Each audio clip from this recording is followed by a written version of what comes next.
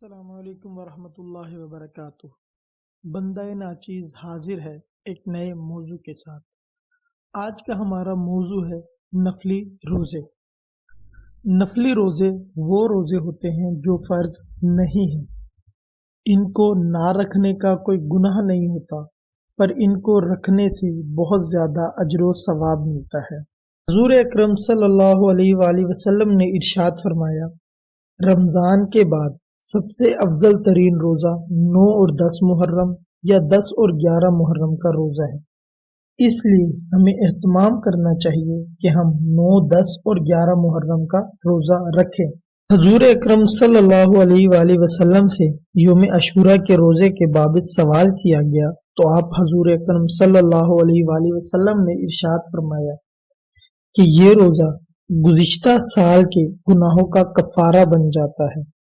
اس لیے ہمیں کوشش کرنی چاہیے کہ ہم 9، 10 یا 11 محرم کے روزے کا اہتمام کریں۔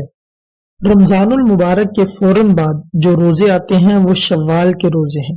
ان کی بھی بہت اہمیت، ثواب اور اجر ہے۔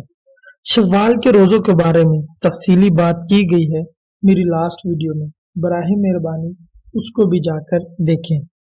اس کے بعد پیر اور جمعرات کے دن کے روزے کی بھی ترغیب کی گئی ہے۔ حضور اکرم صلی اللہ علیہ وآلہ وسلم نے ارشاد فرمایا، پیر اور جمعرات کے دن اللہ کے حضور انسانوں کے نامہ اعمال پیش ہوتے ہیں۔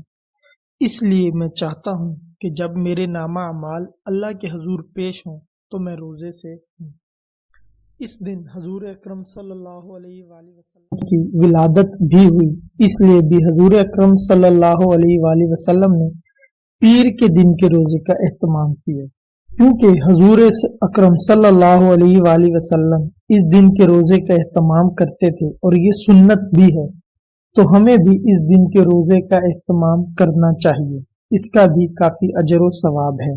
اس کے علاوہ 3 روزے ایام 20 کے، یعنی وہ دن جب چاند سب سے زیادہ روشن ہوتا ہے، مطلب 13، 14 اور 15 کی تاریخ کے روزے، ان روزوں کی بھی بہت زیادہ ترغیب دی گئی ہے۔ ایک حدیث میں آتا ہے کہ حضور اکرم صلی اللہ علیہ وآلہ وسلم نے ارشاد فرمایا کہ جس نے ان 3 دنوں کے روزے رکھے اس کو پورے سال کے روزے رکھنے کا ثواب ملتا ہے۔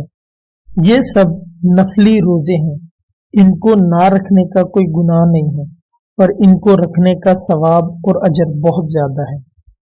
جیسے فرض نماز کے ساتھ نفل بھی پڑھے جاتے ہیں، ایسے ہی فرض روزوں کے ساتھ نفلی روزے بھی رکھنے چاہیے۔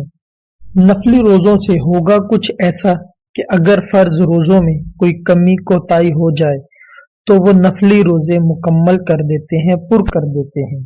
اس لیے ہمیں چاہیے کہ ہم زیادہ سے زیادہ نفلی روزوں کا اہتمام کریں۔ آج کی ویڈیو ادھر ہی اختتام پذیر ہوتی ہے۔ جلد ملیں گے ایک نئے موضوع کے ساتھ ایک نئی ویڈیو میں، تب تک کے لیے اجازت دیں۔